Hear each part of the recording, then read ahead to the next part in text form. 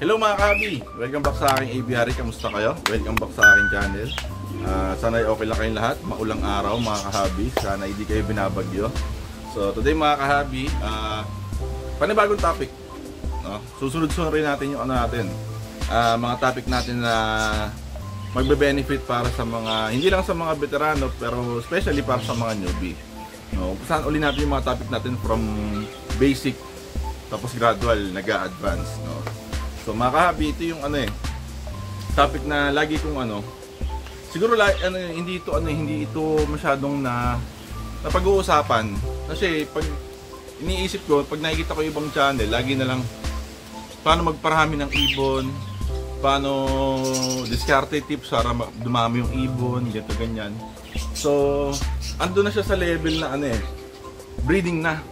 No? So itong level na to, doon muna tayo sa level mga kahabi na paano natin i-prepare yung mga ibon natin bago natin sila i-breed. No? So ito yung ito yung feeling ko missing link. Kasi yung success ng breeding ng ibon pagdating sa breeding age na, hindi yan nagsisimula pagdating sa pagkasa ng pares. Nagsisimula yun mga kahabi sa pagpapamature. No? Sa pagpapamature ng mga ibon, pagkukondisyon ng health, no? Pagkukondisyon ng supplements, ganon. So nag-uumpisa talaga mga kahabi yun sa early stage. So tara mga kahabi, napakagandang topic pag-usapan natin. So una sa lahat mga kahabi, panimulang salita, ang pag-breed ng ibon, maraming makaka-relate dito. Ang pag-breed ng ibon, very mga kahabi, very satisfying and very rewarding. Meron siyang kakaibang galak or saya na binibigay sa atin. Bukod sa masaya ka na, syempre yung ibon mo napapasaya ka na just by being them. Papanoorin mo, lumilipad, kumakain, ganyan. Iba kapag nakita mong nag-breed yung ibon mo. Ibig sabihin nakakabuo sila ng pamilya, nagtatribe sila, no? Talagang napupulfill nila yung yung kung yung dapat nilang mga responsibilities nila sa wild. Nagagampanan nila yon sa captivity. No? So, meron akong makakilala, masaya-masaya sila dati kapag yung mga hand feed. So, nag-hand feed sila, meron silang mga recall, meron silang mga pa-free flight. Pero nung na-try nilang mag-breed, sabi nila, iba't pala yung saya nung nung makita mo, nagkaka-baby or nagkakaroon ng inakay yung mga ibon mo. So, mga kahabi, very rewarding naman kasi talaga. Kaya I suggest na try nyo mga hindi pa nakaka-try mag-breed ng ibon. Try nilang makapag-breed ng ibon. Kasi rin to magandang magandang hobby. Tapos sa daming mutation mga kahabi ng mga ibon natin, napakasarap ng yung mix and match. Try mo ini-mix mo yung ganitong kulay, no? Tapos titingnan mo kung yung nila, yung mapoproduce. Siyempre, sobrang dami na ng mutation, wala na halos bagyong mutation Wala na masyadong bagyong mutation sa mga ibon, no? So pre-calculated na. Kung titingnan mo sila, isa-search mo sa internet, determined kapag meron kang pares.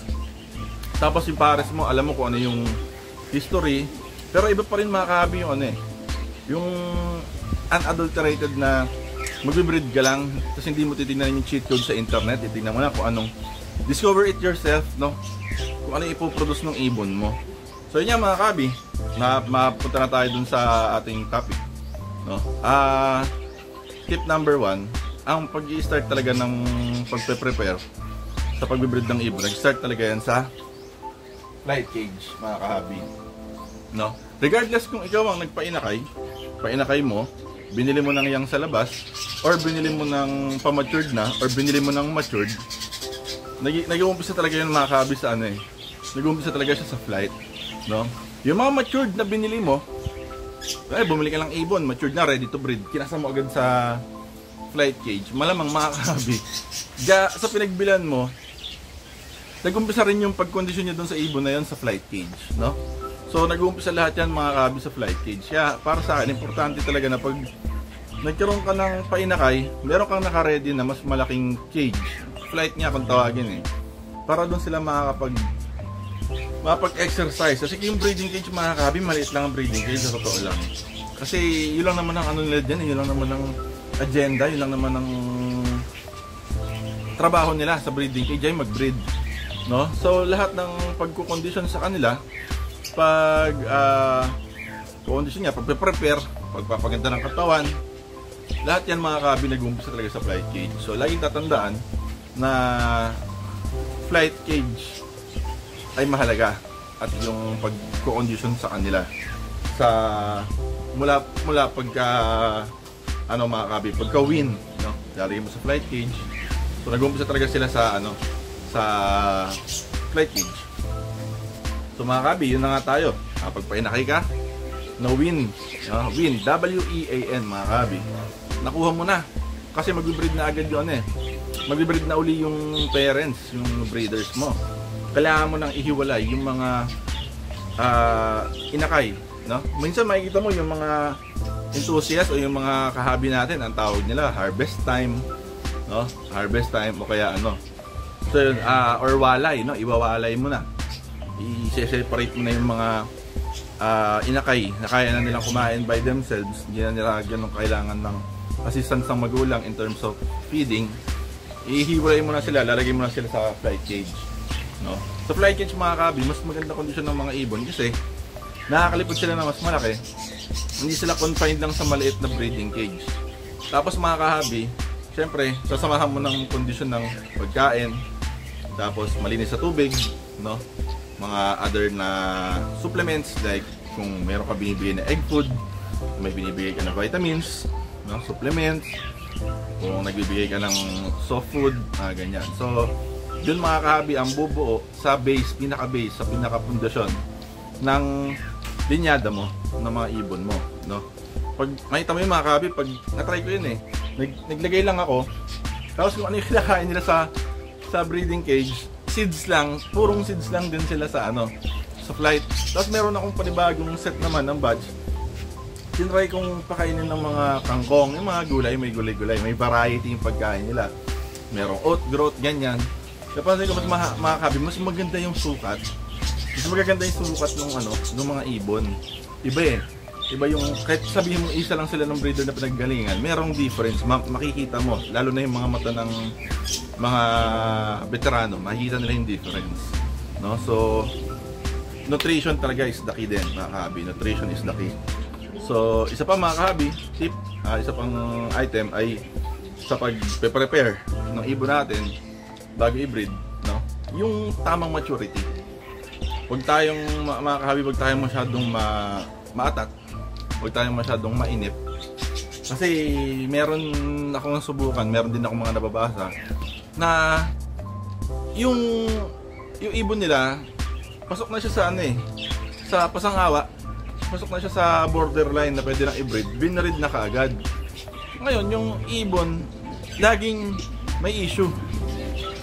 Kunwari, mag-iitlog ng 5, dalawa, isa lang yung fertile, o kaya lahat clear eggs, nag-egg bind, ganon, tapos nagsasapola. So mga kahabi, talaga, sundin natin yung tamang timeline, no? Pamature natin yung ibon ng wasto para maging yung breeding, maging successful. Kasi minamadali nga natin, no? Akala natin ay mapapabilis tayo, yun pala yung magpapabagal sa natin progress, no? So tamang maturity mga kahabi ay isa sa mga isa sa mga key secrets or key sa success sa breeding ng mga ibon. Ayun na nga, mabalik tayo sa flight cage mga kahabi. Hindi porke mga kahabi, hindi porke magkakasama yung mga ibon, kaya yung mga painakay mo, yung mga win mo, magkakasama silang lahat sa isang cage. Hindi mo pwedeng tuwagin yung flight cage na yun dahil lang magkakasama sila. Kasi ito mga kahabi, sa ito mga kahabi, kung mapapansin nyo, breeding cage siya, ginagamit ko, standard double cage yan, no? 17 by 18 by 30. Yung katabi niya, yan, ginagamit ko rin to minsan hindi flight cage, nursery cage. Yung mga painakay ko, yung mga bagong walay, mga bagong win, pinapamature ko muna sila dito na mga at least 3 to 4 weeks pa bago ko sila isa lang mismo doon sa flight cage para hindi sila masyadong mabuli. Lalo ko kung wala kang masyadong resources para sa flight cage, kailangan mo siyang isama sa medyo mas matatanda ng konti sa kanila, no? In short mga kabi, yung breeding, yung flight cage, dapat yung ano niya, yung requirement ng size niya, dapat wasto, no? Hindi basta lang na tinawag kong flight cage yung double cage, no? Ako mga kabi, ang gamit ko ito, 2x2x4.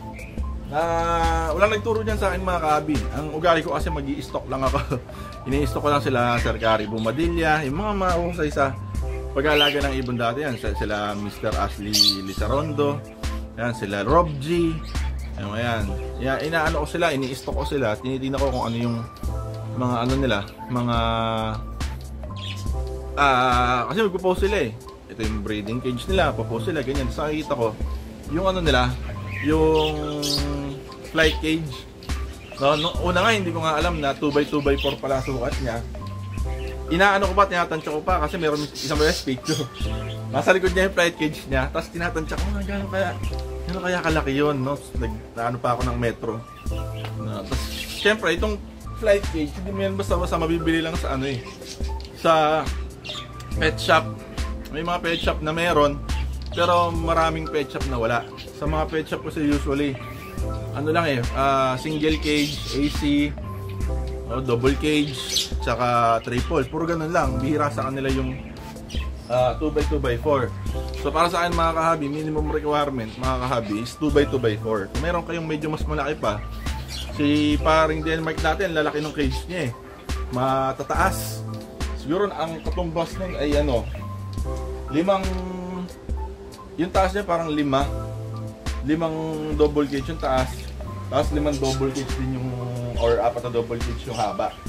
Ganon, mas maganda yon kasi yung vertical ano niya, clearance mas maganda.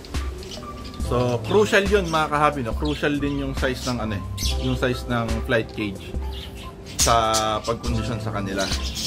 Yun pa mga kahabi, napansin ko ito rin, medyo namimiss to, no? Especially ng mga ano, ng mga baguhan or ng mga nag-uumpisa. No? Napansin ko, meron lang silang cattle bone sa breeding cage. Kasi siguro iniisip ng iba, sila yung nag-iitlog, kaya sila yung mas may kailangan ng cattle bone. So hindi mga kabi, kailangan din ng ano eh, kailangan din ng cattle bone sa ano natin, sa flight cage, lalo na sa flight cage, no? Yun nga, kagaya sabi ko, nag-uumpisa yung kondisyon sa flight cage, hindi sa breeding cage. So hanggat kaya mo siyang bombahin or kaya mo siyang bigyan ng supplements, calcium, no? Mga vitamins, ganyan, protein, lahat na kaya mong i-ano sa kanya na para maging kondisyon yung pangangatawan niya, sa flight cage mo siya ibibigay, hindi ka maghahabol sa breeding cage, no? So yun ang napansin ko mga kabi, yung cattle bone saka other source of calcium, hindi siya present sa ano, sa flight cage, yun ang napansin ko. So mga kabi, dapat lagi tayong may cattle bone sa flight cage. Tapos mga kabi, maganda kung lagi tayong may ano, naka-ready na breeding cage, no? Siyempre dapat yung breeding cage natin, yung size niya appropriate dun sa breed ng ibon na i-breed natin. Tapos yung size ng nest box natin mga kabi is ano, maganda, hindi sobrang liit, hindi rin sobrang laki, no? Lalo na mga kabi, kailangan nyo tatandaan yung ilan, gaano karami mag-itlog yung mga alagaan nyo yung ibon. Kunwari, African lovebirds, nag-iitlog yan ng hanggang 5. Yung mga parakit, nag-iitlog yan ng hanggang 5. So tansyahin nyo mga kabi, paano pag nag-itlog ng 5, fertile lahat ng 5, lumaki lahat ng 5, kailangan mga kabi, hindi sila sobrang siksikan. May maganda pa rin space dun sa loob ng nest box, magandang ventilation, kahit puno ng inakay, 5 inakay nandun din yung nanay. So 6 na ibon magkakasama sa flight, sa nest box. Dapat mga kabi, may ano pa rin, tamang ventilation pa rin, hindi yung sobrang parang ano sila dun, parang bang sobrang humid o kaya sobrang init, no? Sobrang siksikan, kasi kamamatay ng ibon din yun, kamamatay din ng inakay pag sobrang siksikan, lalo na hindi sila magkaka-edad ng hatch. Meron talagang mahuhuling maliit, no? So ayun mga kahabi, lagi dapat din may proper size ng cage and nest box for breeding. Ito mga kahabi, bonus tip, no? para sa successful breeding. Paano mo sila i-prepare in preparation for successful breeding. Mga kahabi, ano to eh, itong practice na to, ginagamit ko to dati nung bata pa ako, nung nag-aalaga ako ng kalapate. Pinaghihiwalay ko mga kahabi yung ano, yung hen saka yung cock. Si Sir Alan ng Lolo Berong. So shoutout po Sir Alan. Na ano ko rin sa kanya, nakita ko rin sa kanya na ginagamit din niya tong ano na to, tong the method na to, itong discarte na to. Pinaghihiwalay niya yung cock sa hen. Kasi nga naman, pag nagkita yung cock sa hen, matured na. May matured ka na flight. Sa example, ito. Ito, puro cock lang. Nandito. Puro male. Dito naman, puro female. No? Once na nag-mature sila mga kahabi, pag pinagsama mo sila, sabik na sabik yun eh, sa opposite gender. Sabik na sabik sila na na magligawan o explore yung isa't isa, ganyan. Mas napapabilis mga kahabi yung yung pagpe-pairing. Pairing tapos in result of breeding, no?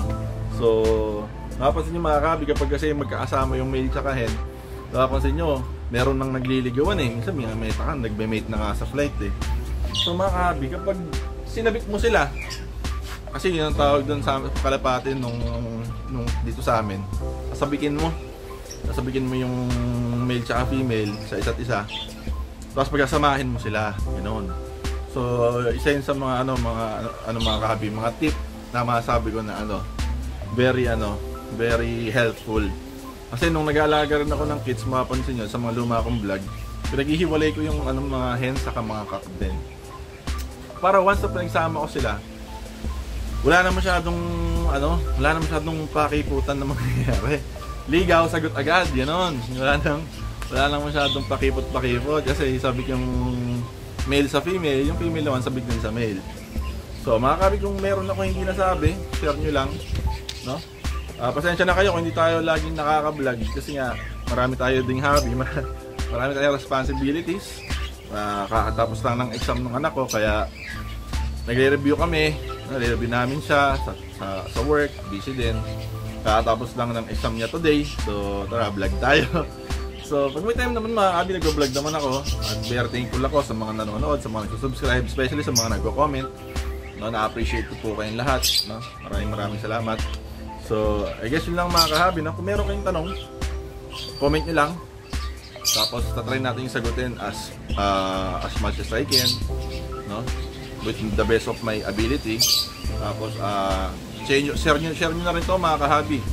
Kung hindi ka pa nag-iibon, at napanood mo to, tapos parang nainggaan nyo kung mag-ibon, mag-ibon ka na, no?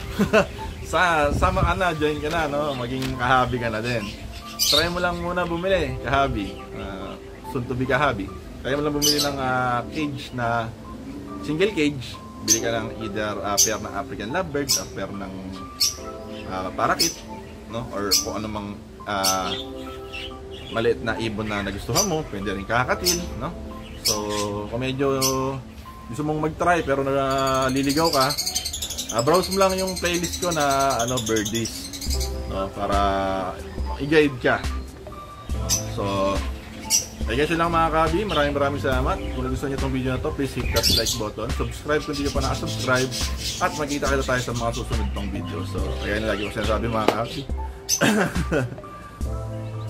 So, kagaya ng lagi ko sinasabi mga kabi, ingat lagi, God bless, and happy bird shipping.